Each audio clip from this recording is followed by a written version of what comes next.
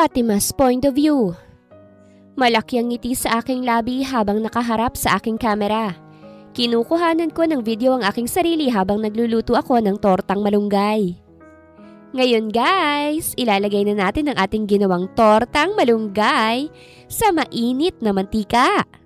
Maligaya kong sabit nilagay isa-isang mga gawa ko. Ngayon, hahayaan natin siyang maluto at napasigaw ako nang talsikan ako ng mantika.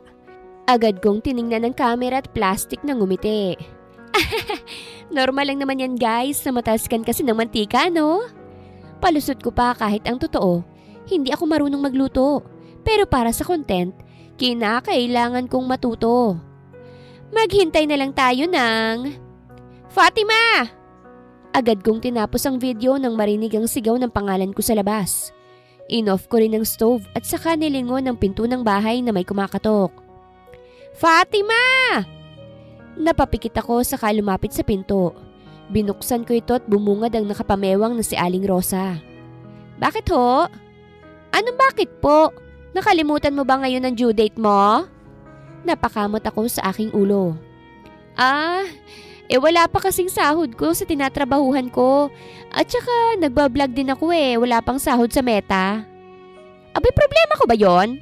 Magbayad ka kung hindi kakalad ka rin kita ditong palabas. Agad kong pinagtagpo ang aking mga palad. Aling Rosa, bigyan niyo ako ng pagkakataon. Wala akong matutuluyan kung palalayasin mo ko. Hindi ka ba naaawa, Aling Rosa? Hindi ka ba naaawa sa akin, Fatima? Siyempre naaawa po ako. Kaya nga po ako patuloy na umuupas sa inyo para magkapera kayo. Nanlilisik ang kanyang mga mata. Abat! Pero babayaran ko naman po. Wala lang talaga akong pera ngayon, ngunit hindi kita tatakbuhan, Aling Rosa. May reputasyon po akong iniingatan kasi vlogger ako. Kaya maniwala kayo sa akin. Tinaasan niya ako ng isang kilay. Siguraduhin mo lang kasi kapag hindi, sisirain ko yung pagiging vlogger mo. Napakiusapan ko naman sa huli si Aling Rosa. Kaya't may 1 linggo pa akong palugit para bayaran ko ang buwanang bayad ko sa tinitirhan ko. Naisara ko na lang ang pinto at napabuntong hininga.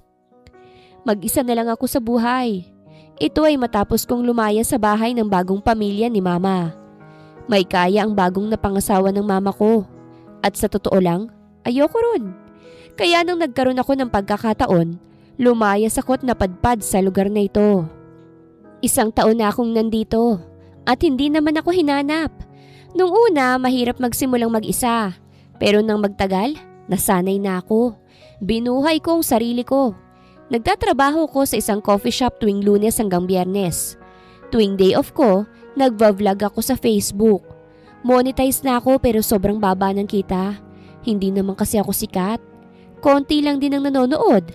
Lahat ginagawa ko para mabuhay. Kahit nakakapagod sa pag-edit at voice-over, carry lang. Basta lang may makain pa ako. Napangiwi ako nang i-replay ko ang aking video. Napakalabo pa ng video ko. Yun ay dahil mura lang din naman ang cellphone ko at second hand pa. Balang araw, papaldo rin ako sa ginawa ko at bibili talaga ako ng iPhone 17 Pro Max.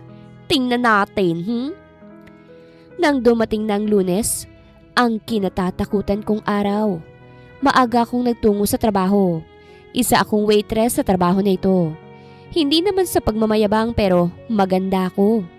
Nag-apply akong janitress dito ngunit nang makitang ganda ko, ginawa nila akong waitress para maharap ang mga customer. Kaya talagang nilakihan ko ang ngiti ko para ma-impress sa mga masusungit na customer dito. Na para bagang dapat silang sambahin dahil sa yaman nila. Hello ma'am, good morning. What's your order? Ani ko sa isang babae sa table. I want this one. Tinuro niya ang isang picture sa menu. And this one too. Napatango ako at sinulat ang kanyang order. I want it as soon as possible. Dagdag niya pa. Ay, wow! Sige po. Ngumiti ako at tinalikuran ng customer. Since bago pang bukas ang coffee shop, konti pa lang ang customer namin. Kaya't madali lang naman ang gusto ng babae. Good morning, sir. Bati ng isa kong kasamahan sa bagong pasok na customer. Lalaki ito na matangkad at naka-business attire. Gwapo siya at sobrang linis ng gupit pero nakasimangot. Mukhang umagang-umaga pa lang, bad trip na. "Sir, good morning. What's your order?" Tanong ng kasamahan ko sa lalaki. "The usual." "Sige po." "Ordensyo!" Napaigtad kami nang pumasok ang isang babae sa shop na may isinisigaw na pangalan at dumiretso sa lalaking bagong pasok kanina. "Ordensyo, let's talk!" "I already told you, Chloe. I already have a girlfriend." "No! Hindi ako maniniwala hanggat hindi mo pinapakita sa akin ang bagong babae mo." Napangiwi ako sa kanilingon lang ang counter. Nag-away ang dalawa sa shop at mukhang invested pa ang mga kasamahan ko. Nag-walk out din kalaunan ng babae nang itinaboy siya ng lalaki. Si Mr. Urdencio Lim yan, CEO. Ex niya yung babae kanina. Sambit ng cashier sa akin. Palagi yan dito kaya alam ko. Napatango na lamang ako. Nang tapos ng order ng babae kanina, kinuha ko ng order nito at saka naglakad na para maihatid sa customer. Habang naglalakad ako, pasimple akong nag-iisip ng bagong content. Baka kailangan ko na maging creative para dadami ang viewers ko. Nang malapit na sana ako sa babaeng customer, bigla na lamang tumayo ang lalaking customer. At nang humarap siya sa akin nabangga ko siya at natapon sa kanyang damit ang kape na order ng customer ko. Naistatwa ang lalaki sa nangyari at ako naman nataranta. Pati ang mga kasamahan ko nataranta sa nagawa ko. "Sorry sir, hindi ko..." "Umagang-umaga pinapainit mong ulo ko." Napasinghap ako't napaangat ng tingin sa kanya. Galit na ang kanyang gwapong muka. "Hindi ko ho sinasadya, sir." "Hindi mo sinasadya o masyado ka lang tanga. I have a meeting later and I don't have time to change." Agad lumapit sa amin ang manager ng coffee shop na ito. "Mr. Lim, we're very sorry about what happened." Nilingon ako ng manager. "Fatima, kumuha ka ng mop." Susunod na sana ako nang biglang magsalita muli ang lalaki. "Your name is Fatima?" Opo." Binalingan ng lalaki ang manager. "Fire her, manager, or mawawalan kayo ng customer. Hindi pwede sa shop na ito ang tatanga-tanga." Umigting ang panga ng lalaki bago kami nilagpasan. Natulala na lamang ako sa nangyari at hindi nakapagsalita. Ibang naglinis sa kalat sa sahig. At hindi na ako nakafunction dahil sa nangyari. "Pasensya na, Fatima." Anang manager ko nang mag-close na. "Hindi ko kasi pwedeng baliwalain ang gusto ni Mr. Lim. Isa siya sa mga valid customer namin dito. At dahil sa kanya dumami ang customer sa shop na ito. Sana maintindihan mo kami." Nakagat ko ang ibabang labi ko. "Pasensya na po." "No, you don't have to say sorry. Alam ko naman na hindi mo naman yun sinasadya eh. Pero pasensya na rin talaga." Binigyan niya ako ng sobre. "Ito ang last payment mo. Sana makahanap ka ng magandang trabaho.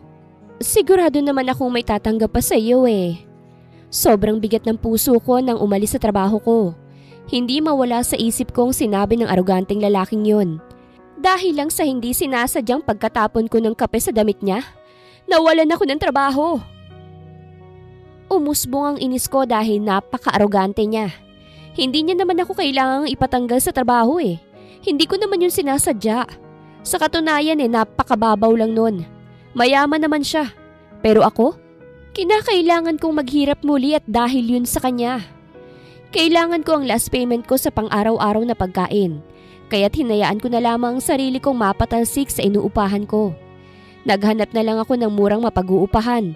At saka naghanap ng impormasyon sa lalaking yon. Gusto kong gumante. Yun na lang magagawa ko para sa sarili ko. Nang makahanap na ako ng mga litrato niya, nagsimula na rin akong gumawa ng script. Inedit ko pa ito para maging pangit ang kanyang gwapong muka. "Iha, ayos ka lang ba? Para kang nag-uorasyon dyan." Napalingon ako sa landlady ng bagong inuupahan ko. Napatingin ako sa sitwasyon ko at parang ganun nga. Kandila kasi ang ilaw ko kahit may ilaw naman. Trip ko lang po." Ani ko. "Huwag po kayong mag-alala, hindi po ako nag-uurasyon." "Baka may kinukulam ka na riyan ha?" Anang landlady bago ako nilubayan. "Wala akong kinukulam. Pero may sisiraan ako. Kaya ako nandito kasi tapos na ang pag-i-edit ko ng videos and pictures tungkol sa lalaking yon. At ang gagawin ko na lang ay magvo-voice over. Matapos kong gumawa ng script, nagsimula na ako. Ordencio Lim, CEO, iniwan ng nobya dahil sa maliit nitong patotoy? Totoo nga kaya? Halos matawa ako sa sariling sinabi ngunit pinigilan ko. Kilala si Ordencio Lim bilang pinakabatang CEO sa Lim Corporation. Sa edad na 27, marami na siyang na-achieve sa kanyang buhay. Ngunit meron siyang hindi na-achieve na nagresulta ng hiwalayan ng kanyang nobya. At iyon ay ang maliit na kanyang patotoy. Pinutol ko muna ang pag-voice over ko dahil tawang-tawa ko. Alam ko naman na hindi ito mapapansin kapag ipopost ko na. Ilan lang naman ang followers ko. Pero kahit ganun gusto ko lang makaganti sa lalaking yon. Kahit alam kong wala lang itong epekto sa kanya, nagpatuloy pa rin ako. Totoo nga kaya na maliit siya? Sabi-sabi, katulad lang ng patotoy niya ang kanyang pasensya. Sobrang iksi kasi. Masama rin ang ugali nito dahil nagtatanggal siya ng tao sa trabaho kapag bad trip siya. Kaya siguro walang nagtatagal na babae sa kanya. Kasi masama ang ugali, maliit pang patotoy. Swerte na lamang siya na may gwapo siyang mukha kasi kung hindi, naku kawawa naman siya. Natapos ang pag-voice over ko at gumaan ang aking puso.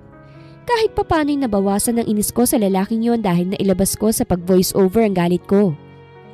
Tinapos kong edit ko at pinost sa aking social media. Hindi ko naman iniisip na may titingin doon. Kaya ang ma-upload yon ay para lamang sa sarili ko.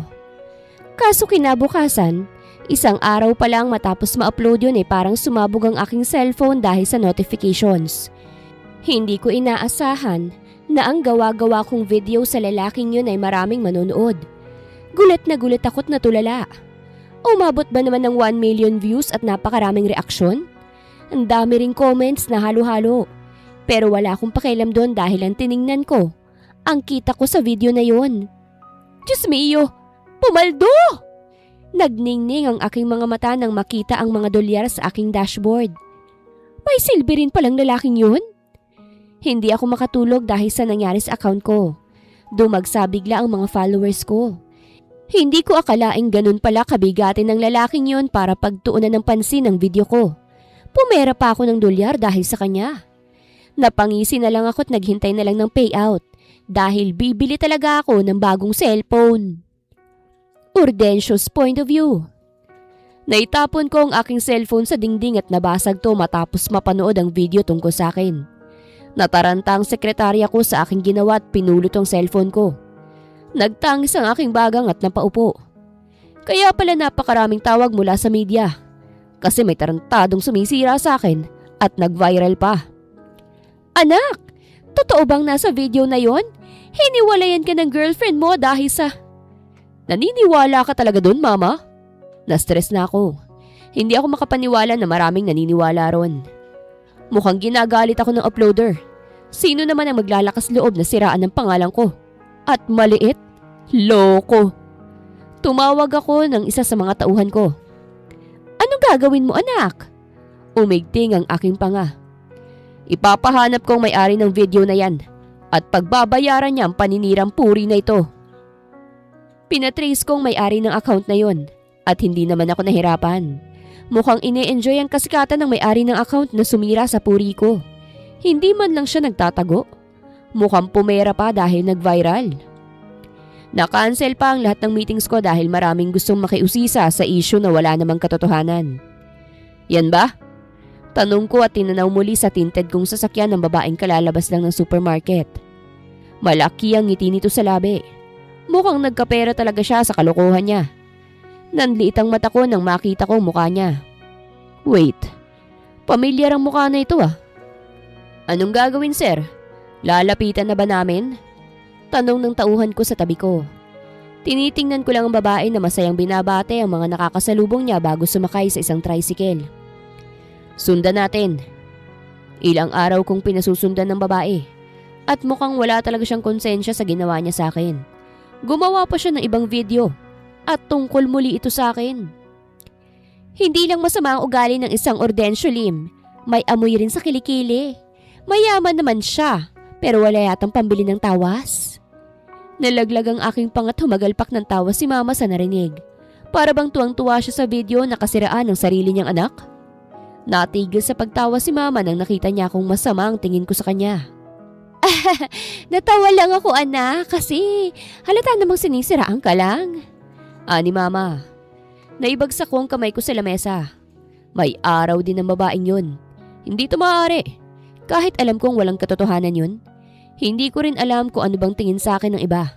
Bababa ang value ko dahil sa babaeng yun. Ang reputasyong iniingatan ko, masisira pa dahil sa kanya.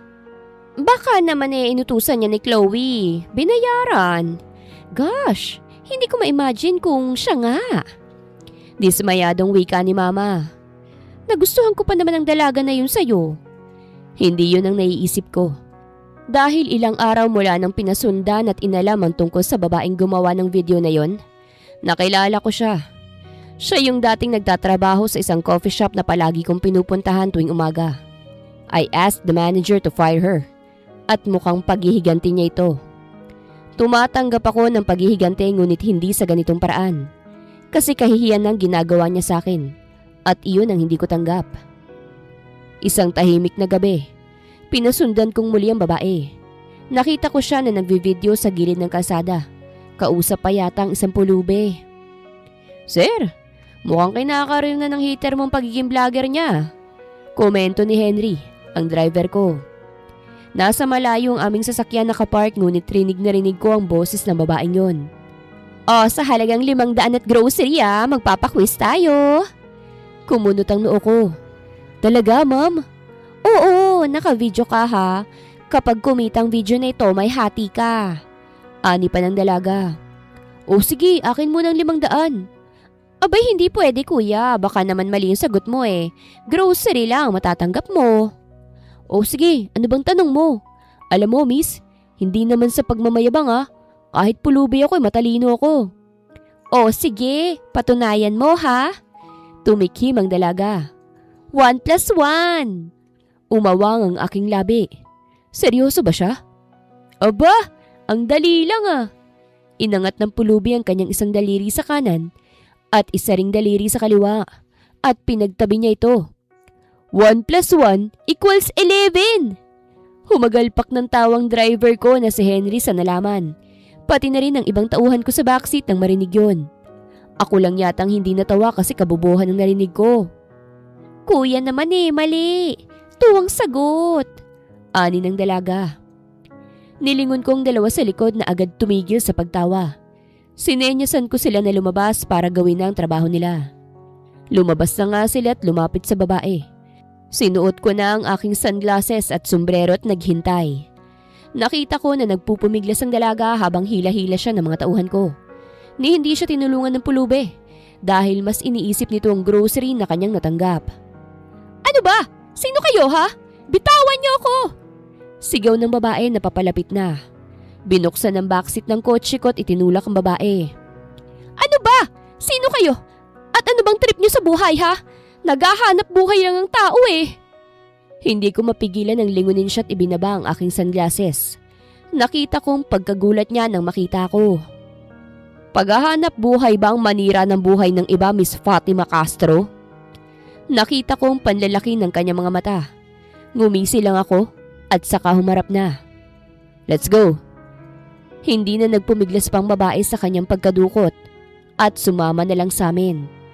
Tahimik na tahimik ito ngunit nang tingnan ko sa salamin, sobrang sama na ng tingin sa akin na para bang akong sumira sa buhay niya. Dinala ko siya sa isa sa mga bahay ko. Ito ang bahay ko na malayo sa highway. Ramdam ko ang kaba ng dalaga habang tinitingnan ang dinaraanan namin. Saan mo ba ako dadalhin ha? Anong kailangan mo sa akin? Alam mo kung anong kailangan ko. Huwag ka nang magmaang-maangan. Malamig kong sabi. At nang malapit na sa matayog na gate, sinenyasan ko ang driver. Binuksan niya ang bintana niya saka siya na ang kumausap sa security guard. Anong gagawin mo sa akin ha? Papatayin mo ba ako? Bakit ka?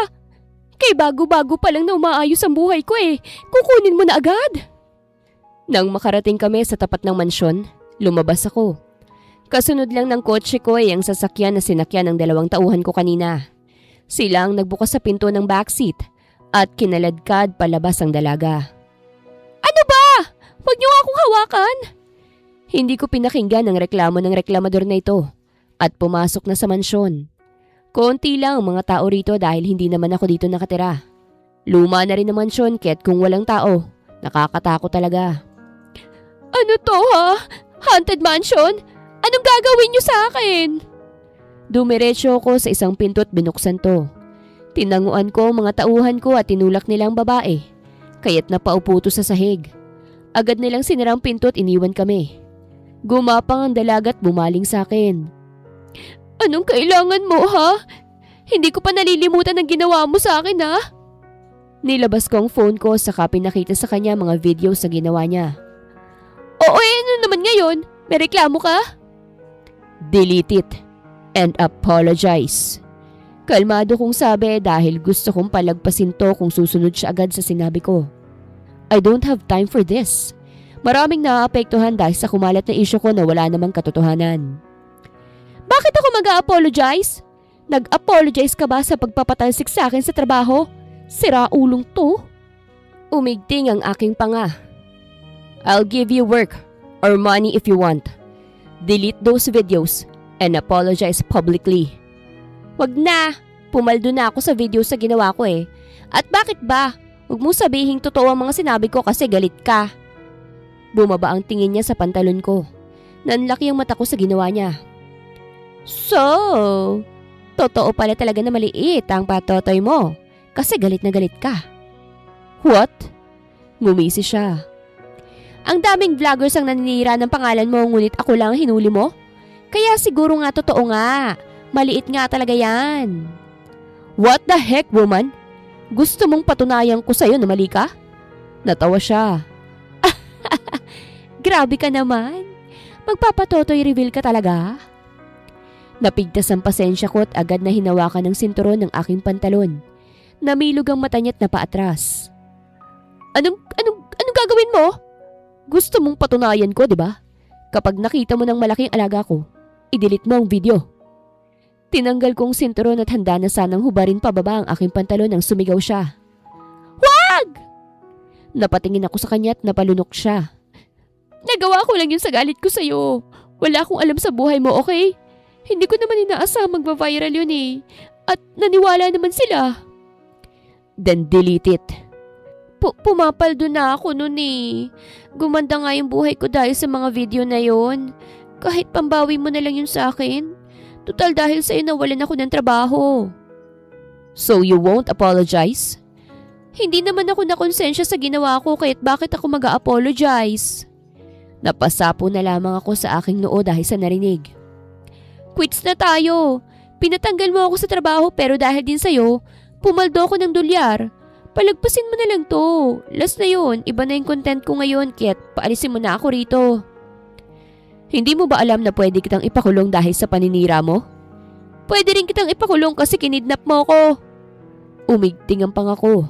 Matigas din ang babaeng to. Ilabas mo ako rito. Magtataka mga fans ko kapag hindi ako nag-a-upload. Baka akala nila pinasalvage mo ko. Sige ka, mas lalong masisira yung pangalan mo. Makukulong ka lang rito. Malamig kong sabi. Natigilan siya. Ha? Hanggat hindi mo gagawin ang gusto ko, makukulong ka dito. Umatras na ako at nagtungo na sa pinto. Natataranta siyang tumayo't lumapit sa akin.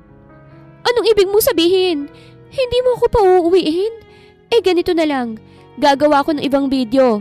Isasali kita sa video at kunwari i-interviewin kita tungkol sa patatay mo. Sabihin mo sa kanila na hindi totoo yon.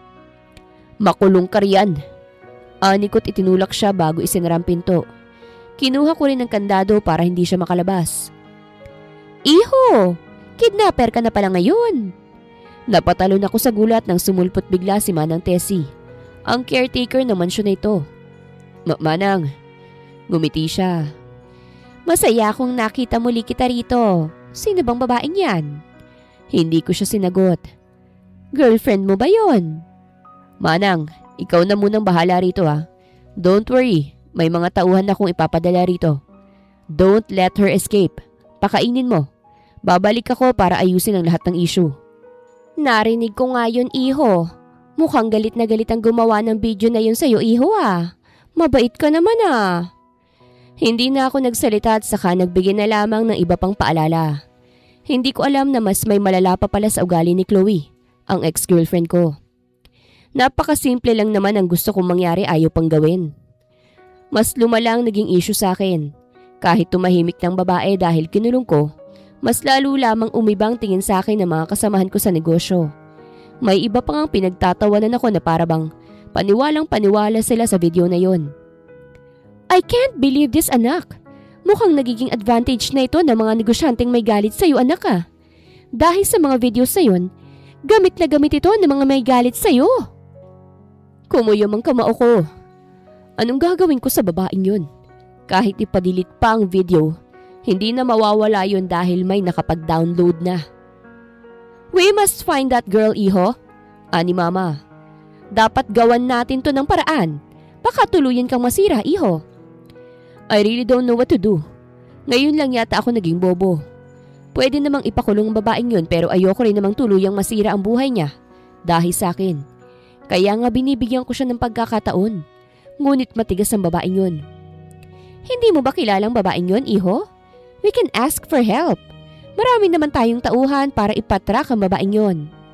Nilingon ko si mama. I know her, mama. Hindi ko alam kung ito bang tamang hakbang para tumahimik ang isyu ko. Personal na galit ang dahilan kaya't na-post yun. Personal din ang atake. Kaya't baka gagana kung yun nga. Kilala mo? Don't tell me. She's my ex-girlfriend bago pa naging kami ni Chloe. Pagsisinungaling ko. Parang nagkaroon ng pag-asa si mama. Ayun naman pala, she's your ex-girlfriend. We can do something about it. I'll marry her, mama. Para mawala ng issue nito. Ginawa niya yun dahil sa galit sa akin kaya't I'll try to marry her. Hindi ko pa nakikilala yung ex mo na yan pero magandang ideya yon. That way, maaaring tumahimik ang issue kasi asawa mong sumira sa'yo. Hindi ko alam kung magandang ideya ito at mas lalong hindi ako sigurado kung papayag bang babaeng yun. Pero hindi naman siguro masama kung susubukan. Kailangan kong isalbang reputasyon ko bago pa mahuli ang lahat. Fatima's point of view. Isang linggo kong ikinulong sa walang kakulay-kulay na kwarto na ito. Hindi na rin naman ako nagreklamo dahil masarap naman palagi ang ulam at aircon pa ang kwarto. Mas maganda pang buhay ko rito kahit nakakulong kesa sa labas. Nga lang baka namiss na ako ng mga nag-aabang ng vlog ko. Hindi ko akalaing huhulihin talaga ako ni Ordencio Lim na yun dahil sa mga videos na yun. Gusto niyang ipadelete at mag-apologize ako publicly. Bakit ko gagawin yun? Di ako naman ang masisira. Paldong-paldo na nga ako eh. Dapat hinayaan niya na lang ako dahil sinira niya rin naman ang hanap buhay ko. Sobrang bait na mga nagpapakain sa akin. Kahit estranghera ako, chinichika ako ni Manang Tessie. Nung una hindi ko siya kinakausap kasi baka maldita siya. Pero nang matanggal ang pustiso niya sa harapan ko, napatawa niya ako. Hanggang kailan po ba ako rito, Manang Tessie? Baka miss na ako ng mga nag-aabang ng videos ko. Ani ko. Bakit mo kasi ginawan si Orden ng video? Kasi Manang tarantado rin yung lalaki yun eh. Nawalan ako ng trabaho dahil sa kanya. Natapunan lang naman ang damit niya ng kape. Hindi ko yun sadya ah. Hindi rin ako natatanggap sa mga ina-applyan ko kaya't baka may kinalaman din siya doon. At saka hindi ko naman akalain na magva-viral ang video na yun, Manang. Kaya hindi talaga sadya ang nangyari. Napabuntong hininga si Manang. Mabait naman niyang si Orden. Yaya niya ako nung bata pa siya, iha. Gawin mo na lang ang gusto niya at pakakawalan ka niya rito. Aba, walang problema kung habang buhay ako rito, Manang. Aircon ang kwarto ko. May tagahatid pa ng pagkain ko. Hindi ko gagawin ang gusto niya. Bahala siya. Hindi mo talaga gagawin? Hindi. Hindi ko natapos ang aking sasabihin nang dumating ang lalaki. Napatayo ako dahil may kasama siyang pare. Iho, bakit may dala kang pare? Magpapablessing ka ba? Napalunok ako dahil nasa akin ang tingin niya. Kalaunan ay lumapit siya at hinawakan ako sa braso. Napasinghap ako. Anong gagawin mo? Pakasalan mo ko. Nalaglag ang aking panga. You won't apologize, right? At kahit mag-apologize ka pa, hindi na mababalik sa dati ang lahat. The best thing to do is to marry me. Sinubukan kong hilahin palayo sa kanya ang braso ko. Baliw ka ba? Ba't ako magpapakasal sa'yo? Para maging malinis ang pangalan ko, Miss Fatima Castro. Huwag kang mag-alala. Bibigyan kita ng malaking pera. At camera na gusto mo para magpatuloy ka sa pagiging vlogger mo. All you have to do is to marry me to clear my name. Sa tingin mo, lilinis ang pangalan mo sa gagawin mo? Ngumisi siya. Oo, kasi makikita mo na sa honeymoon natin na mali ang sinasabi mong maliit. Namutla ako sa sinabi niya. At magva-vlog ka rin tungkol doon kaya't pakasalan mo na ako. Nagpumiglas ako sa kanyang pagkakahawak. Humarap kami sa pare na parang natatakot din. Baliw! Anong klaseng taong lalaking to? Father, hindi ka ba makokonsensya? Gagawan mo ang seremonya ng kasal na ito? Pasensya na, iha. Ginagawa ko lang ang trabaho ko. Gusto ko magmura dahil sa nangyayari sa buhay ko. Scripted na scripted ang nangyayari dahil pinabihis ako ng magandang damit at may photographer pa. Hindi naman talaga nagseremonya ang pare. Parang narito lang siya para sa pagpapapicture. Dahil ang totoo, pinapirma lang ako ni Mr. Lim ng papeles. Magbabayad ka ng 5 milyon kung balak mong isiwalat sa lahat ang tungkol dito, Miss Castro. Ani Urden matapos ang lahat. Hindi ko akalain na totoong kasal na ako. At sa lalaki pang ito. Nang ipinakita sa akin ng litrato, parang totoo talaga na masaya ako sa kasal namin. Good job! Anya sa photographer. Ibigay mo yan sa journalist. Make sure na malalaman talaga ng lahat na ang babaeng sumira sa akin, kasal na sa akin. O sige sir, hindi ko maiwasang mamangha. Grabe talagang nagagawa ng pera. Pwede mong manipulahin ang lahat. Simula ngayon, you're my Mrs. Fatima Lim, my wife. Kumalot sa buong internet ang pagpapakasal ko kay Urden. Dahil sa nangyari, nag-conclude ang mga tao sa internet na ginawa ko lang ang mga video patungkol sa binatang CEO dahil sa nag-away kami. Noong unang expose ko sa publiko kasama si Urden, isang reporter ang agad na lumapit sa akin. So, hindi totoong maliit, Miss Fatima? Namula ang buong mukha ko sa tanong at agad akong nag-iwas ng tingin. Buisit? Gusto ko ng kasikatan ngunit hindi sa ganitong paraan. Sa isang iglap, asawa na ako ng isa sa mga pinakamayaman at successful na negosyante sa Pilipinas. Welcome, iho! Iha! Ilang ang aking nararamdaman na makipagbeso ang ina ni Urden sa akin. Nandito kami sa isa sa mga bahay nila kung saan nakatira ang kanyang ina. Hello po. Napasulyap ako kay Urden at tumango lamang siya. Hindi ko akalain na magandang dilagang pinakasalan ng anak ko. Hinawakan niya ang aking kamay. Alam mo, iha, natatawa talaga ako sa mga videos na ginawa mo tungkol sa anak ko. Ha? Naiintindihan ko yun dahil ex-girlfriend ka niya. Naiintindihan ko na galit ka lang. Ho? Hindi ako ex. Hindi ako galit sa'yo, iha. Sa katunayan ngayon masaya ako dahil kasal ng anak ko. Bukod sa luminis ang pangalan ng anak ko, may asawa na rin siya. Hindi ko magawang isingit ang gusto kong sabihin dahil maraming sinasabi ang ina ni Urden. Sana mabigyan niyo ako ng apo ha. May tiwala naman akong babalik ang feelings niyo sa isa't isa. Hindi ko na ipagtanggol ang aking sarili dahil sa paniniwala ng ina ni Urden. Konklusyon ko, mukhang iyon ang paniniwala niya na gawa-gawa ni Urden. Siguro, mas mabuti na lamang yun na maniwala siya na mag-ex kami. Kesa sa malamang hindi talaga kami magkakilala. Marami ang komento sa mga videos ko nang kumalat ang balita na ikinasal ako kay Urdencio Lim. Ang iba masaya, ang iba naman nagalit dahil gumawa ako ng video para siraan ang aking sariling asawa. Hindi ko raw deserve si Urdencio. Hindi muna ako nag-content dahil nag-a-adjust pa ako sa bagong buhay na meron ako. Hindi naman malupit ang ina ng napangasawa ko, kaya hindi mahirap ang buhay ko. Kaso nga lang, may totoong ex talaga si Urdencio Lim. Kaya nang isinama ko ng asawa ko sa kumpanya para magpanggap na sweet kaming mag-asawa, sumugod ang babaeng nakita ko sa shop noon. Ordensyo! Agad humigpit ang aking hawak sa braso ni Orden nang dumating ang babae. Sa likod niya, security guard to na mukhang nalusutan niya. Anong ibig sabihin nito?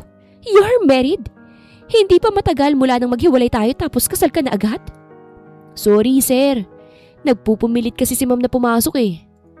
I married Chloe. You're just being unfair. Bumaling ang galit na mata ni Chloe sa akin. And you? Sa tingin mo hindi ka magagaya sa akin? I remember, ikaw ang sumira sa pangalan ni Ordensyo at ngayon nagpapakasarap ka sa tabi niya? Ginawa ko lang yun sa galit ko kay Ordensyo. Bago ka, may Fatima Castro sa buhay niya. Anikot idinikit ang sarili kay Orden. Ngayon, mag-asawa na kami. Tanggapin mo na lang ang katotohanan at huwag mo nang guluhin ang aming buhay. You think I'll believe you? Nauto mo man ng iba, ngunit ako, hindi. This is impossible. Bakit naman papatulan ang isang kagaya mo? You look so cheap at mukhang napulot lang sa daan base sa mga videos mo. Napigtas ni Chloe ang aking pasensya kaya tinanggal ko ang aking kamay kay Orden na naalarma na. Cheap? Lumapit ako sa kanya. Hindi mo ba alam na mas cheap ang sumugod dito? Mas cheap ang taong nagpupumilit pa rin sa taong kasal na? Bakit te? May bala ka bang maging kabit? Disgusting! Sa pananalita mo pa lang, sobrang cheap na. Very cheap talaga. Kaya shut your mouth or I will chop it until you can't talk anymore. This cheap girl you're talking about married your beloved ex. Get over it.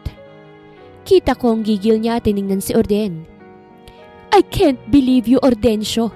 I'll find a way. Alam kong walang katotohanan ang relasyon yung dalawa. Wala pang 3 buwan mula nang hiniwalayan mo ko.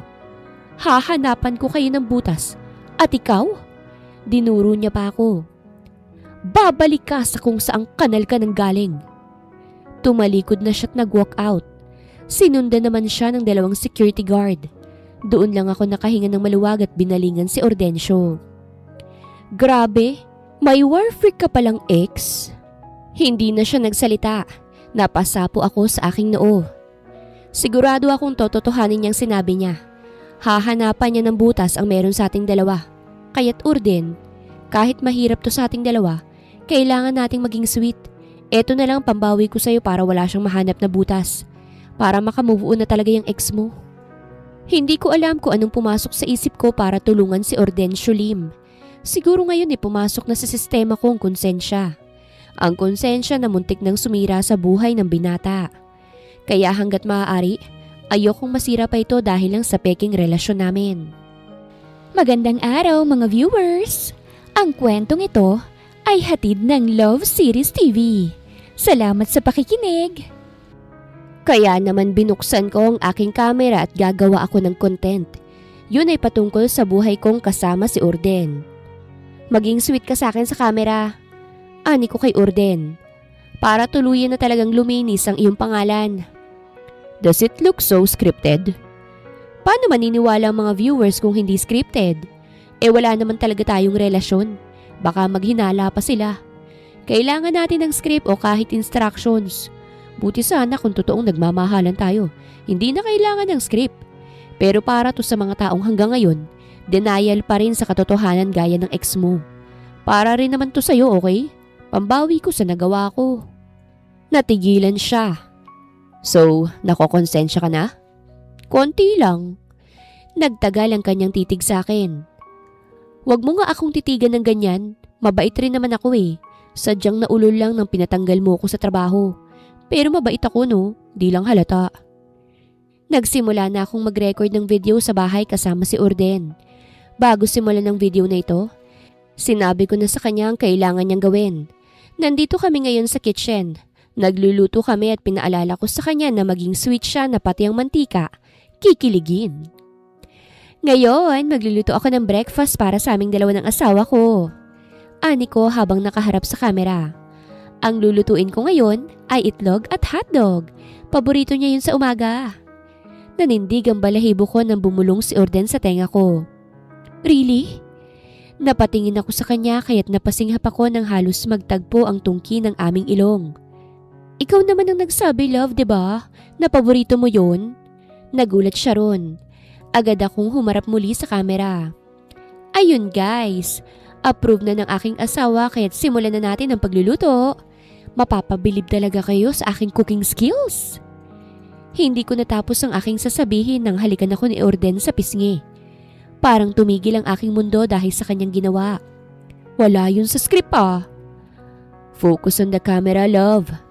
Bulong niya bago siya tumalikod para asikasuhin ang lamesa. Parang may paru-parong lumilipad sa aking tiyan. Bumilis din ang pagtibok ng aking puso kasi hindi ko yun inaasahan. Ah, ang sweet naman ng asawa ko. May pahalik pa sa pisngi. Sigurado akong excited na siya sa ulam namin na itlog at hotdog. Ay! Napatali ako nang lumipad sa akin ang hotdog dahil sa talsik ng mantika. Narinig ko ang tawa ni Ordensyo kaya't kumulo ang aking dugo. Ngunit sinubukan ko pa rin ngumiti dahil may camera. I-edit ko na lang siguro ito. Walang sinusunod na script ang lalaking to. Hindi yata nakikinig eh. Ngunit kahit ganun, positive feedback naman ang aking nabasa sa comment section nang i-upload ko ito. Mukhang naniniwala talaga sila na sweet person na itong si Ordensyo. Lumipas sa mga linggo, naaliw ako sa mga ginagawa kong videos kasama si Orden. Bukod kasi sa pumapaldo ako, kinikilig din ako sa sariling videos ko. Para kasi kaming totoong nagmamahalan. Iha? Isang gabi nadatnan ako ni Tita Ursula, ang pangalan ng ina ni Ordensyo. Nasa sala kasi ako ngayon, nag-iisip ng susunod na iko-content. May dala siyang wine at baso at mukhang nasa good mood siya. Good evening po. Tumabi siya sa akin. Alam mo, nagustuhan kita para sa anak ko. Napatingin ako sa kanya. Kahit na alam kong nagsisinungaling lang ang anak ko, alam ko naman na hindi ka talaga niya ex-girlfriend. Nataranta ko. Ngunit huwag kang mag-alala. Hindi naman ako galit ihe. Naiintindihan ko rin kung bakit mo nagawa ang mga videos na yon. Bigla akong nakaramdam ng iyak. Nga naman, imposibleng hindi malaman ng isang ina ang katotohanan. Mayaman sila, hindi mahirap sa kanilang magkalkal ng katotohanan. Pasensya na sa nagawa ng anak ko ha? Anya sa akin.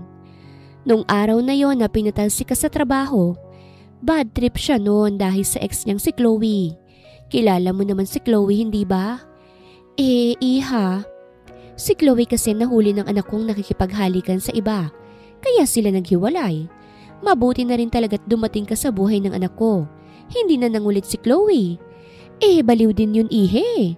Halos maghubad na sa harapan ng nakararami, mapansin lang ni Ordensyo. Napakurap-kurap ako. Ang lala naman po. Oo, hindi na kasi pinapansin ng anak ko mula nang mahuli. Kaya kung saan-saan na lamang niya pinahihiya ang anak ko. Hinawakan niyang kamay ko. Wala akong pakialam sa nagawa mo dati.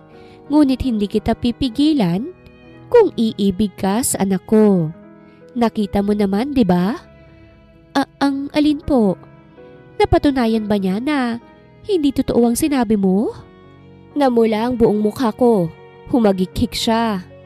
Naku, huwag kang magreklamo ah. O ito, dalhin mo ito sa anak ko. Sobrang busy at sa kwarto pa talaga nagtrabaho.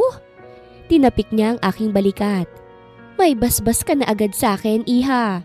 Kaya sana naman matulungan mo kung matupad ang wish ko. Ano po bang wish mo? Na magkaroon ng maraming apo. Pulang-pula ang aking mukha nang iwan ko si Tita Ursula doon. Dala ko ngayon ng wine at wine glass habang papatungo sa kwarto ni Ordensyo. Hindi kami iisa ng kwarto kaya't first time kong pumasok sa kwarto niya. Ordensyo? Napalingon siya sa akin. Bakit?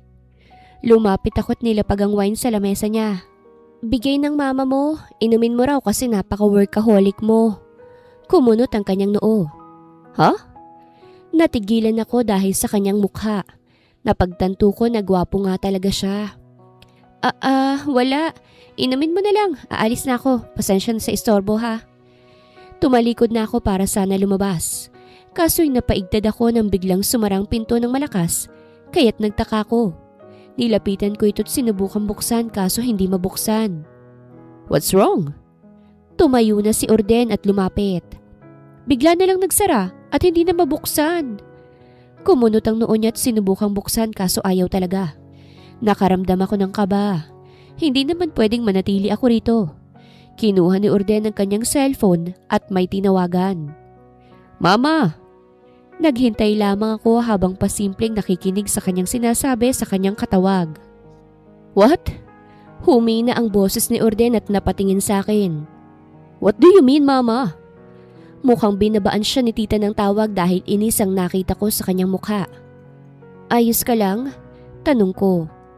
Nakalakang pinto, mukhang bukas pa mabubuksan. Anya ngunit nasa wine ang kanyang tingin. Napatingin din ako ron. Ganun ba? O edi mag-inuman na lang tayo. Nagulat ako nang harangan niya ako. Bakit? Hindi tayo magiinom. Ha? Sayang naman bigayan ng mama mo. Mukhang masarap naman yan ah. Hindi pwede, Fatima. Natigilan ako. Mukhang seryoso nga talaga siya. Ang seryoso mo naman? Ano namang gagawin ko rito? Nakalak. Sulitin ko na lang ang gabi ko rito. Mukhang masarap yung wine. Gusto mo bang lalabas kang hindi na virgin? Napasinghap ako sa kanyang tanong.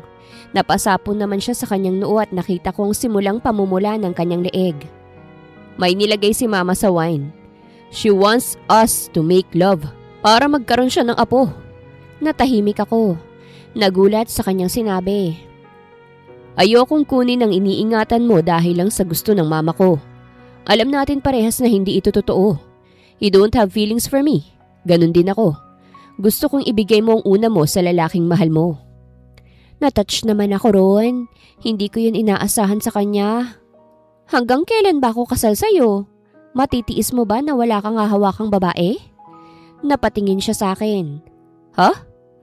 Wala akong pakialam kung sino makauna sa akin. Seryoso kong sabi. Kung yun ang gusto ng mama mo, pagbibigyan ko siya, Ordensyo. Lumapit ako sa wine at kinuha ito. Hindi siya makagalaw sa kanyang kinatatayuan at pinanonood lamang ako. At saka mahilig akong maglasing. Etong wine na to, mild lang to. Batak akong maglasing lalo na kapag may problema ako. Panigurado namang hindi gagana kung ano man ang inilagay ng mama mo. Nagsalin ako sa wine glass at gumisi sa kanya. Inom tayo. Hihintayin ko na lamang mag-umaga. Fatima, hindi na niya ako napigilan nang ininom ko ang nasa baso. Napapikit pa ako dahil mukhang branded ang wine na ito. Mamahalin. Ang sarap. Ayaw mo? Pinanood niya lamang ako. Napaupo ako sa upuan na inuupuan niya kanina. Para sa'yo pa naman to pero ako pa yatang umiinom. Ilang ulit akong nagsalin at uminom ngunit ang asawa ko nananatili lamang nakatingin sa akin. Binabantayan pa yata ang posible kong gawin. Ayaw mo talaga? Wala naman sigurong nilagay ang mama mo rito. Wala naman akong nararamdamang kakaiba. Anikot nagpapaypay sa sarili. Hindi ka ba nagpapaon ng aircon mo? Medyo mainit ah. Doon na siya nataranta. Lumapit siya sa akin at inagaw ang wine glass ko. Tama na yan. Ang yaman-yaman mo tapos wala kang aircon. Ang init! Ani ko. Gusto ko tuloy hubarin ang damit ko sa sobrang init. Paki-on mo nga yung aircon. Naka-on ng aircon, Fatima. Natigilan ako. Talaga? Umigting ang kanyang pangat, nagulat ako nang siyang umubos sa wine na iniinom ko. May nilagay talaga ang mama mo? Narinig ko ang pagmumura niya. Para rin akong nadala ng ilusyon kasi umiikot ang paningin ko at nagbago ang paningin ko sa harapan. Bago pa man mapasukan ang sarili ko ng malalaswang pag-iisip, hinawakan ni Ordensyong magkabilang balikat ko. Kung may mangyari sa ating dalawa, hindi ka naman magsisisi, di ba? Bakit ako magsisisi? Asawa naman kita. Dumilim ang kanyang tingin sa akin at bago pa man ako makapagsalita, siniil niya ako ng halik sa labi. Parang nagamot ang init sa aking katawan dahil sa kanyang ginawa. Otomatikong nailagay ko ang aking mga kamay sa kanyang batok at sinuklian ang kanyang halik. Hindi pa ako kailanman nagkaroon ng boyfriend. Ngunit hindi rin naman ako ignorante sa ganitong bagay. Hindi ako mapapahiya sa labanan ng dila dahil nanonood ako ng mga palabas sa maraming halikan. Naramdaman ko ang kamay ni Ordensyo sa aking bewang at inangat niya ako kaya't umalis ang aking puwet mula sa pagkakaupo. Diniretso niya akong hiniga sa malambot na kama at saka niya ako tiningnan. Iputok mo sa loob ha? Biro ko. Para may remembrance ka naman sa akin. Hindi siya sumagot at hinubad na lang ang kanyang ibabaw na damit sa aking harapan. Mas lalo tuloy nag-init ang aking paligid. Lalo na nang makita ko ang maganda niyang katawan. Mukhang ngayon ko mapapatunayan ang totoong laki ng kanyang patotoy. Bigla akong kinabahan lalo na nang simulan niya akong halikan sa liig. Papatunayan ko sa iyong mali ang pinagkalat mo, Fatima. Malambing niyang sabit na pasinghap ako nang pumasok sa loob ng shorts ko ang kanyang kamay. Bukas na bukas, hindi nalalabas sa bibig mo kung gaano kaliit ang patotoy ko. Bakit mo nasabi yan? Kasi hindi ka na makakapagsalita sa sobrang sakit. Umepekto ang nilagay ni Tita Ursula sa alak, ngunit hindi naman ako nawala sa sarili. Sadyang lumabas lang ang kalandian ko sa katawan dahil sa wine na yon. Hindi maipagkakaila na kinabahan ako dahil unang beses ko yung maranasan. At nang pumasok ang kanyang tinatagong sundalo sa aking kuweba, umiyak talaga ako at biglang nagsisi sa lahat ng mga ipinagkalat ko tungkol sa kanya. Para akong hinati sa dalawa. Sobrang sakit, ngunit sobrang sarap din kalaunan. Hindi ako nagsisisi na si Ordencio ang una ko. Asawa ko siya, wala namang mali doon.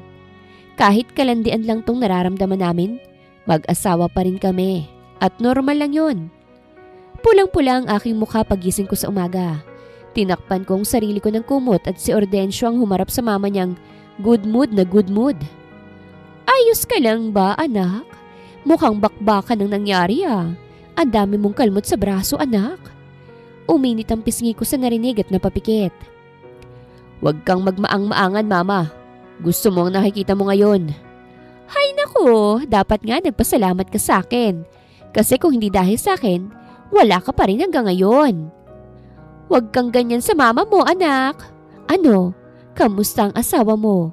Gising na ba o masyado mong pinagod? Naku, sana naman makalakad pa ha. Aalis pa naman tayo sa susunod na linggo. Saan tayo pupunta, mama?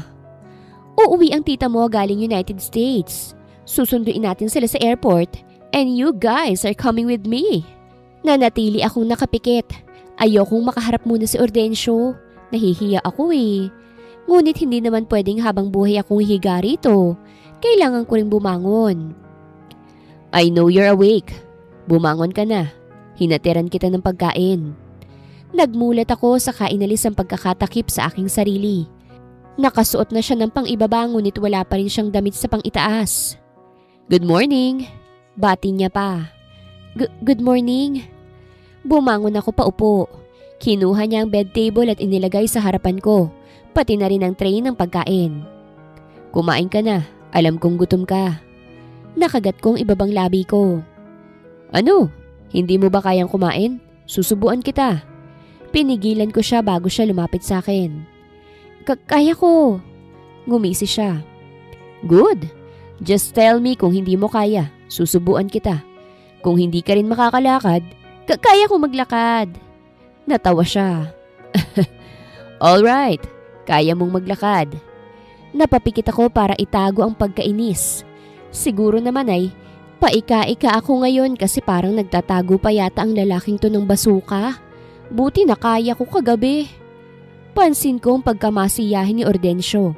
Ganun siguro kapag nakatikim na. Sumasaya sila't umaamo. Samantalang ako nagtitiis sa hapde. Apaka-unfair. Napansin ko rin na naging sweet siya sa akin. Kung asukal kami, kanina pa kami nilanggam. Napaka-supportive din ng mama ni Ordencio kasi siya naman talagang may plano sa ganito. Mukhang gustong-gusto na talaga niyang magkaapo. Paano kung hindi ako mabuntis, tita? Tanong ko sa kanya. Lumipas sa mga araw nang itanong ko yun sa kanya. Sumama kasi ako sa kanya sa mall dahil mamimili kami ng mga groceries. Ito ay para sa paghahanda sa pag-uwi ng kanyang kapatid mula sa States. Kasama rin namin ang ibang katulong ngunit naghiwa-hiwalay kami para mapadali. Di uulit. Kaya nga mag-isa lang yan si Ordencio bilang anak ko dahil matagal bago kami nabiyayaan ng namayapa kong asawa. Anya sa akin. Kaya sana maraming apo, iha. Yumakap si tita sa aking braso habang tulak ko ang cart. Wala sa sariling napangiti ako. Ganito kami ka-close ni Mama dati nung hindi pa siya nag-aasawa. Palagi kaming gumagala. Masaya kami nung kaming dalawa lang. Ngunit umibig si Mama sa lalaking may kaya, pero masamang ugali. Hindi ko kinayang tumira doon dahil iba ang trato nila sa akin. May anak ang napangasawa ni Mama. 2 malditang babae na parabang katulong nila ako. Masaya po ko, tita. Sambit ko bigla. Napatingin siya sa akin. Bakit? Para kasing nagkaroon muli ako ng ina dahil sa inyo. Salamat po at mabait ka sa akin. Ano ka ba? Siyempre asawa ka ng anak ko. Anak na rin kita kaya't huwag mong isipin yan. Nagpatuloy kami sa pagpili ni tita ng mga groceries. Para kaming mag-ina kung magturuan ng mga dapat bilhin. Masaya ako sa puder nila at parang ang hirap na ring umalis. Tutungo na sana kami sa cashier nang may tumawag sa pangalan ko. Fatima! Sabay namin itong nilingon ni tita. Umawang labi ko sa aking nakita. Nakita kong nagmadali siyang lumapit sa akin at niyakap ako. Ikaw nga! Nang kumala siya sa yakap, pinasadahan niya ako ng tingin. Totoo nga! Totoo ngang sinabi ng dalaga. Napakaganda na ng buhay mo, anak. Anong ginagawa mo rito, Mama? Siya ang ina mo, Fatima? Napatingin ako kay Tita Ursula na nakangiti pa rin. Oo, ako ang mama niya. Nice to meet you, ma'am. Ani Mama at nakipagkamayan pa kay tita. Ako munang bahala sa groceries natin, iha. Kausapin mo muna ang mama mo. Lumayo kami ni Mama sa counter at saka ko siya kinausap. Kita kong mangha sa kanyang mga mata at napatingin siya sa magagarang gamit na nasa aking katawan. Ano hong ginagawa mo rito, Mama?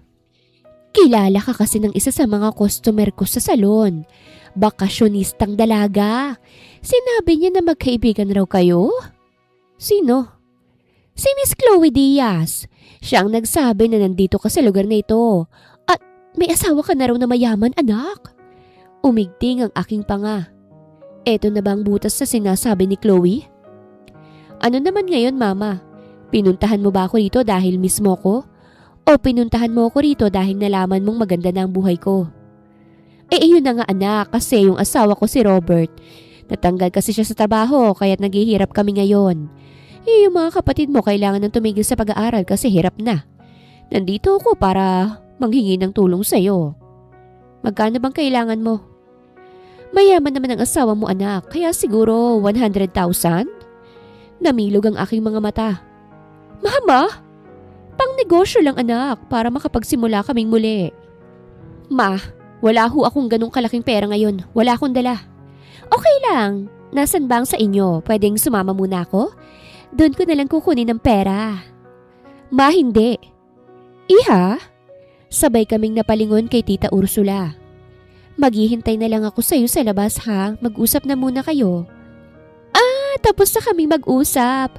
Pwede bang sumama ako sa inyo? Gusto kong makilalang na pangasawa ng anak ko eh. Ma? Sure. Tara na, Fatima. Wala akong nagawa kung hindi isama si Mama. Hindi naman sa ayaw ko siyang isama pero talagang hindi ako komportable kasi alam ko kung anong klaseng ina si Mama. Gusto niya ng pera. Bagay kung bakit sumama siya kay Tito Robert. At bukod ron, may history si Mama ng pagnanakaw. Bagay na ikinahihiya ko dahil nadadawit ako sa kanya. Pag-uwi namin sa mansyon, kita ko ang pagningning ng mga mata ni Mama. Nakangiti lamang si tita samantalang ako, naaalarma na dahil baka kung ano na naman ang gagawin ni Mama. Anak, come here! Ani tita pagdating namin. Nandito ang mama ni Fatima. She wants to meet you. Si Mama'y mangha pa rin nakatingin sa mga mamahaling bagay. Samantalang si Ordencio, natigil sa ginagawa at lumapit sa amin. Humalik siya sa aking pisngi bago tingnan si Mama. Hello po. Kita kong pagningning ng mga mata ni Mama nang makita si Ordencio. Ikaw ba ang asawa ng aking anak? Yes. Kay gwapo mo naman, iho. Hindi ko akalaing makakapag-asawa pala ng mayaman itong si Fatima. Hindi man lang pinaalam sa amin. Hindi ako nagsalita. Pasensya na ho, biglaan ang aming kasal. I-invite mo kami sa susunod, ha? Sigurado akong sasaya mga anak ni Robert kapag nalaman nila ito. Napatingin ako kay mama nang ngumiti lang sa akin. Todo ang chika ni mama kay Tita Ursula samantalang ako, tahimik lamang sa gilid. Napansin ni Ordensyong pananahimik ko kaya't hinawakan niya ako sa kamay. May problema ba? Umiling ako. Wala. Ngunit hindi siya naniwala. Sabihin mo sa akin. Huminga ako ng malalim. Nangihingi si mama ng 100,000 sa akin, Orden. At alam mo ba kung paano niya ako natuntun? Nakikinig lamang siya. Sinabi ni Chloe Diaz, mukhang may alam na siya sa buhay ko kaya't binubulabog niya ako ng ganito. Just give your mother the money that she wants, Fatima. Ibibigay niya lang yun sa asawa niya, Ordensyo. Wala akong tiwala dyan kay mama. At bakit? Hindi ko pa masasabi sa iyo ang dahilan eh. Pasensya na. It's fine. Just tell me if you're ready, Fatima. At niyakap niya ako. Binigyan ko ng 100,000 si mama bago siya umuwi. Kahit nabigyan ko na siya, hindi pa rin ako mapapanatag. Parang anumang oras ay babalik siya at manghihingi ulit. At hindi nga ako nagkamali. Nang kinuha namin ang kapatid ni tita sa airport at kumain kami sa restaurant, naroroon siya. Ngunit may kasama na siya. Kasama niya sila Daniela at Gabriela. Anong ginagawa niyo rito? Hindi ko na napigilan. Napatingin na rin sila tita sa aking reaksyon. Kumakain kami't masayang nag-uusap nang bigla silang sumulpot. Pasensya na anak. Gusto ko kasing makita ng mga kapatid mo. At sumama kami sa isang kakilala. Yung kaibigan mo, si Chloe. Chloe? Si Ordensyo.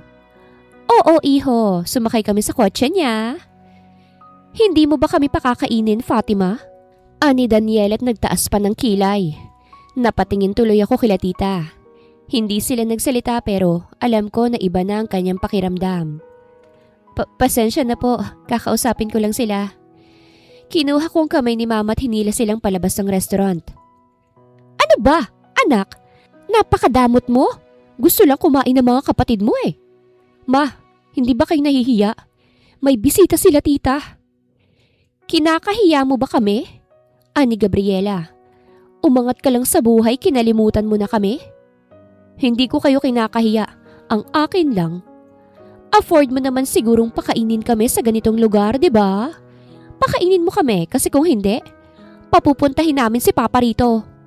Nanlamig ako. Kita kong ngumisi si Gabriela sa reaksyon ko. Ayaw mo namang mangyari yun, di ba? Ano bang gusto nyo? Gusto kong tantanan nyo na ako. Nangihina akong sabi. Mama, gusto kong hayaan nyo na ako sa buhay ko. Hindi ka naman naniniwala sa akin, di ba? Anak, hindi yun magagawa ni Robert sa'yo. Sinisiraan mo lang siya dahil ayaw mo sa kanya. Totoo yun, Mama. Ayaw mo lang kasing makulong si Tito eh. Ayaw mo lang siyang makulong kasi kailangan mo siya. Kaya kahit kita ng sarili mong mga mata kung paano pumatong si Tito Robert sa akin sa gabing yun, nagbulag-bulagan ka lang. Kasi hindi mo ako mahal. Nandito ka lang ngayon kasi may pera ako't gusto mo lang siraan si Papa, Fatima. Hindi rapist ang Papa ko. Ani Daniela. Isusumbong kita kay Papa. Kapag nalaman niya na inuungkat mo na naman ang issue na ito, mas magiging miserable ang buhay mo. Hindi ka niya tatantanan hanggang sa mabaliw ka. Ganun ba? Sabay kaming napalingon sa bagong nagsalita. Namutla ako nang nakita ko si Ordensyo. Narinig niya ba ang lahat? Iho! Lumapit si Ordensyo sa akin at hinila ako patungo sa kanya. Niyakap niya ako kaya't nangilid ang luha sa aking mga mata. Maaari pa bang ipakulong ang muntik ng bumaboy sa'yo, Fatima? Namilog ang matakot na pasinghap sila mama. Bakit mo naman gagawin yun, iho? Matagal na yon. Ani mama. At mali ang paratang ni Fatima. Gagawin ko yon para sa asawa ko. Hindi ko akalain na may ganun palang nangyayari sa buhay niya. Anong klaseng ina kayo para mas kampihan ng asawa mo kesa sa sarili mong anak? Hindi nakapagsalita si mama. Ganon din sila Daniela at Gabriela. Nasaan si Chloe?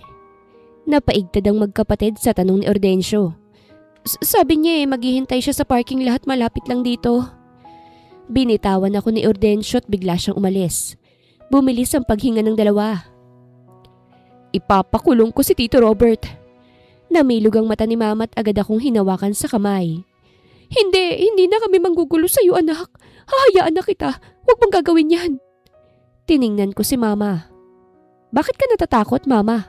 May magagawa pa ba si tito kapag nasa kulungan na siya? At kayo? Tiningnan ko ang dalawa. Talagang pagtatakpan yung sariling ama nyo? Wala ba siyang ginawa sa inyo, ha? Anak, siya lang ang meron kami. Ani mama. Kapag nakulong siya, paano na kami? Si Robert lang ang inaasahan namin. Bakit ba ayaw mong palagpasin na lang? Hindi ka naman tuluyang na-rape pa. Malamig ko lang na tiningnan si mama.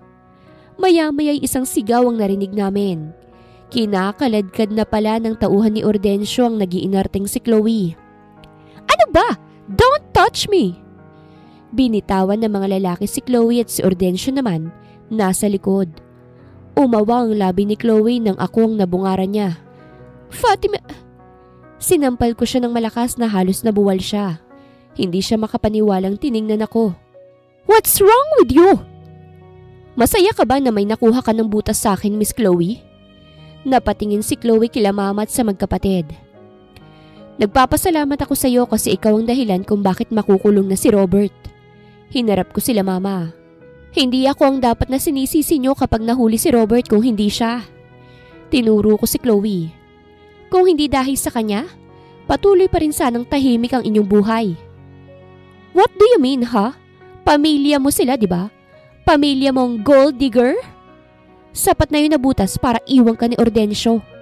Sino bang nagpakaladkad sa'yo rito? Di ba si Ordencio? Paano niya ako iiwan? Tanga ka ba? Tiningnan ni Chloe si Ordencio at agad itong nilapitan.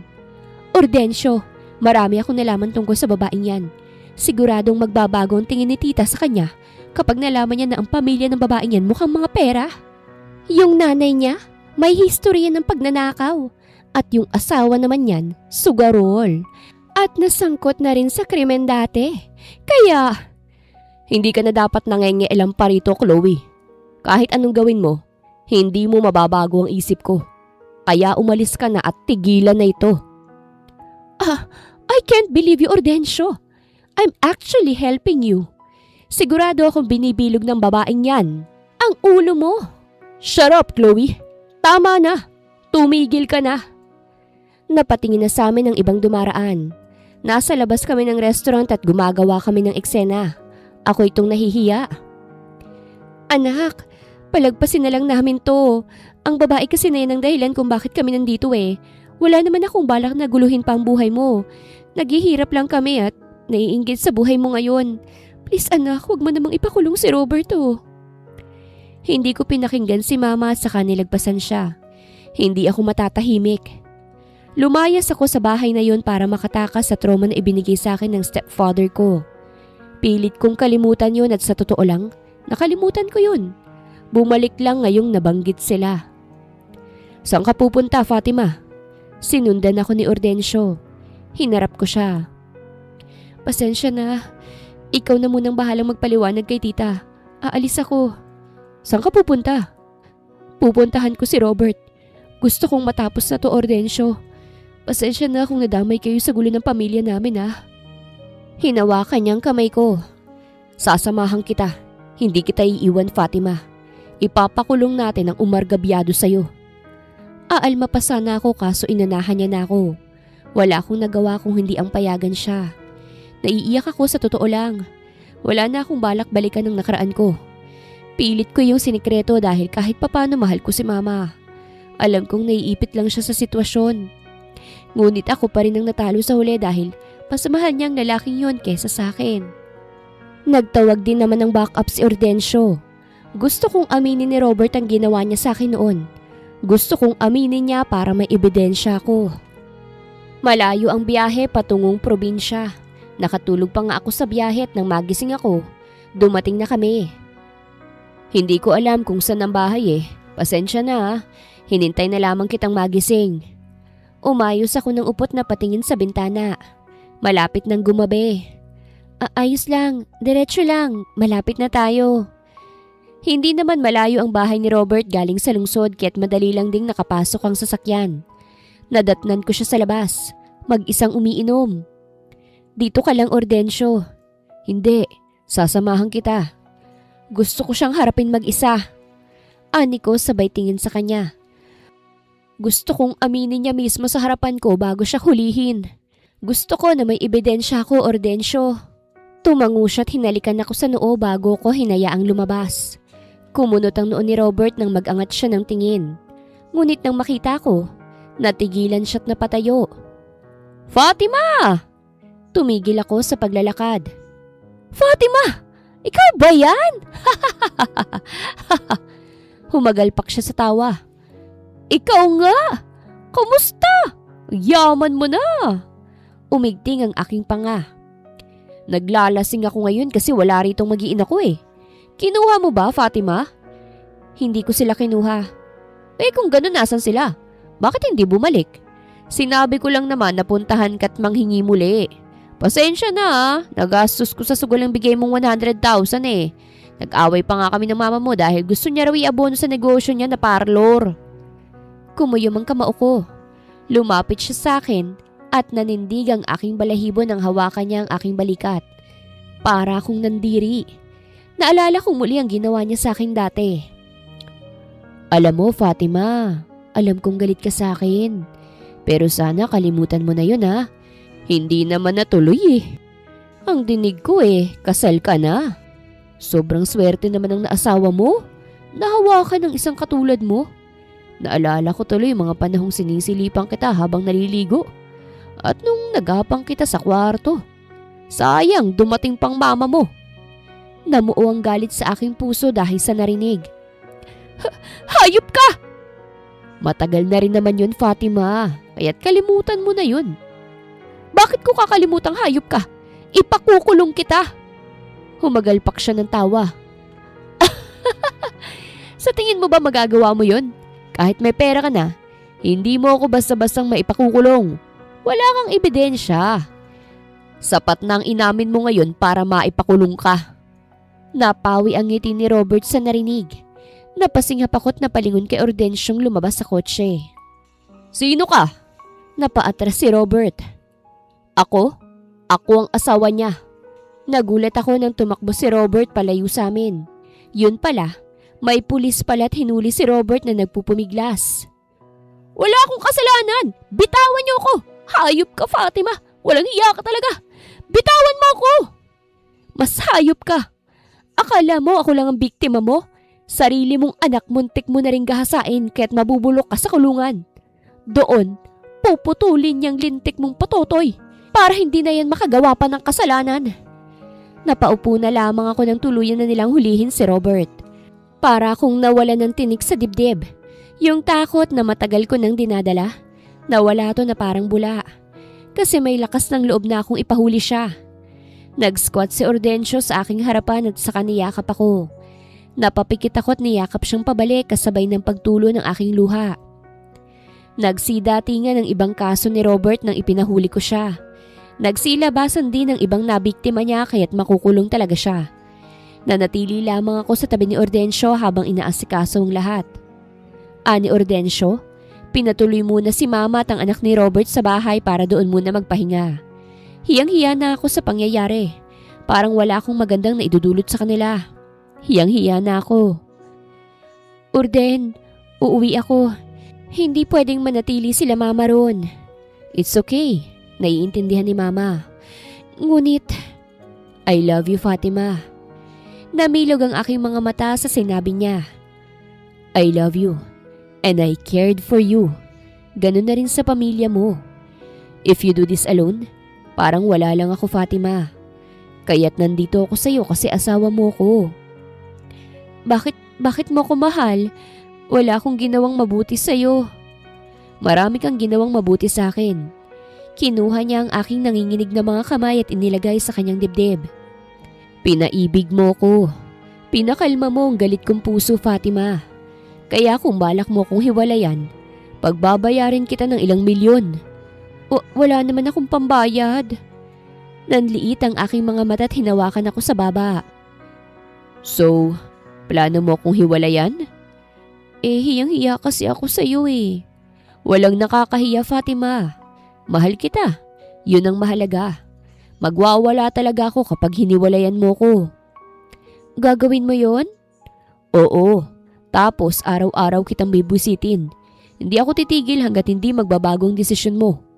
Kaya wag mo nang balakin, Fatima. Kahit binigyan na ako ng assurance si Ordencio, nanghingi pa rin ako ng pasensya kay Tita Ursula sa bisita niya. Hindi naman nagalit si tita at pinakain pa ng masarap na pagkain sila mama at ang magkapatid. Huwag kang mag-sorry, Fatima. Mabuting at nasa kulungan ng muntik ng gumahasa sa'yo. Walang lugar sa mundong ito ang ganyang klase ng tao. Tiningnan ko si mama na hindi makatingin sa akin. Kumirot ang aking puso. Pasensya na, anak. Hindi ko siya maipakulong noon eh. Naniniwala naman ako sadyang wala lang akong lakas para gawin yon, lalo na't hindi mo na kailangang magpaliwanag. Pagputol ko sa kanya. Ang mahalaga, nasa kulungan na siya. Yun lang ang mahalaga sa akin. Hindi ko alam kung paano niyo nasikmurang makasama siya araw-araw. Pero siguro naman, kahit hindi niyo aminin, magiging payapa na mga buhay niyo. Patawarin mo ko, anak. Patawad. Emosyonal na paghingi ng tawad ni mama. Napakawalang kwenta kong ina. Nakagat kong ibabang labi ko sa kanilapitan siya. Agad ko siyang niyakap at tuluyan na siyang bumigay sa akin. Pareho lang naman kami ni mama. Naghahanap ng pagmamahal sa amin. Kaya nang dumating si Robert, nabulag si mama kasi akala niya mahal na mahal siya. Gusto rin ni mama ng masarap na buhay. Kasi nung kaming dalawa lang, hindi namin nararanasan yun. Kaya't naiintindihan ko siya. Ayoko sanang tumanggap ng tulong mula sa mga lim. Ngunit kailangan yun nila mama at ng mga anak ni Robert para makapagsimulang muli. Nangako ako kay Ordencio na babayaran ko siya pero hindi niya naman ako pinakinggan. Ordencio, ayos na Fatima, huwag kang mag-alala. Napaluha ako sa kabutihan niya at ng pamilya niya. Hindi nila ako hinusgahan kung hindi mas minahal nila ako. Ano bang meron at deserve ko ba talaga ito? Nakakainis ka! Hindi ko na napigilan. Alam mo ba yun? Natawa si Ordencio. Bakit naman? Tiningnan ko siya. Mahal kita, Ordencio. Mahal na mahal. Umawang ang kanyang labi dahil sa pag-amin ko. Totoo bang sinabi mo? Tumango ako. Oo. Napapikit ako sa yakap niya at nang kumalas, pinagtagpo niya ang aming mga noo. Masaya akong marinig yan mula sa iyo, Fatima. Sobrang saya. Bumaba ang tingin niya sa aking labi. Hindi ko na hinintay ang kanyang paglapit. Ako na mismo ang tumingkayad at inabot ang kanyang labi para mahalikan ito. Napakaganda ng kwento ng aming relasyon ni Ordencio. Pangit man ang simula namin ngunit natapos to na may magandang wakas.